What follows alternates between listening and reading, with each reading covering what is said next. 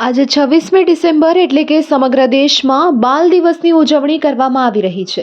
આપ સૌ જાણો છો એ રીતે શીખ સમુદાયના વડા ગુરુ ગોવિંદસિંહજીના બંને પુત્ર જોરાવરસિંહ અને ફતેહસિંહ ખૂબ નાની ઉંમરમાં તેઓએ બલિદાન આપી અને શહીદી વહોરી હતી અને આને યાદ કરવા માટે આજે બાલ દિવસની ઉજવણી સમગ્ર દેશમાં કરવામાં આવી રહી છે।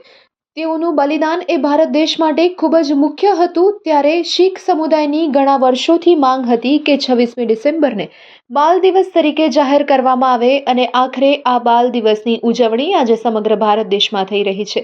ત્યારે ભુજ શહેર મધ્યે આ અંતર્ગત કાર્યક્રમનું આયોજન કરવામાં આવ્યું હતું। તેમાં કચ્છ મોરબી સાંસદ વિનોદભાઈ ચાવડા, દેવજીભાઈ વરચંદ, સંજયભાઈ દેસાઈ, કેશુભાઈ પટેલ, વિરેન્દ્રસિંહ જાડેજા, જનકસિંહ, રશ્મિબેન સોલંકી, ભુજ નગરપાલિકાના પ્રમુખ કમલ ગઢવી, જયદીપસિંહ જાડેજા, પંકજભાઈ મહેતા, અનિરુદ્ધભાઈ દવે, દેવરાજભાઈ ગઢવી, નરેન્દ્ર પ્રજાપતિ, નવલ આચાર્ય, દિલીપ શાહ, રાજુભાઈ સરદાર, વિકાસભાઈ રાજગોર, પ્રફુલ્લસિંહ, પ્રણવ જોશી, મામદ જુણેજા, ભીમજી જોગાણી, બાલકૃષ્ણ મોતા, મીત ઠક્કર, ચેતનભાઈ કતીરા, અનવર નોડે, સંજય મહેશ્વરી, ગોદાવરીબેન ઠક્કર, માવજીભાઈ ગુસાઈ તેમજ શક્તિસિંહ જાડેજા સહિતનાઓ ઉપસ્થિત રહ્યા હતા।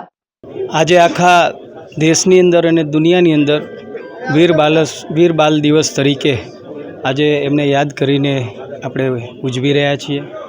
આપણે સૌ જાણીએ છીએ ગુરુ ગોવિંદસિંહજીના બંને દીકરાઓ નાની વયે શહીદ થયા હતા, બાબા જોરાવરસિંહજી, બાબા ફતેહસિંહજી, અને જે એમની શહીદી હતી એમની શૌર્ય હતું અને એ દિવસ ઘણા સમયથી શીખ સમુદાયની માંગ હતી કે ભારત સરકાર દ્વારા વીર બાળ દિવસ તરીકે આજના દિવસને જાહેર કરવામાં આવે।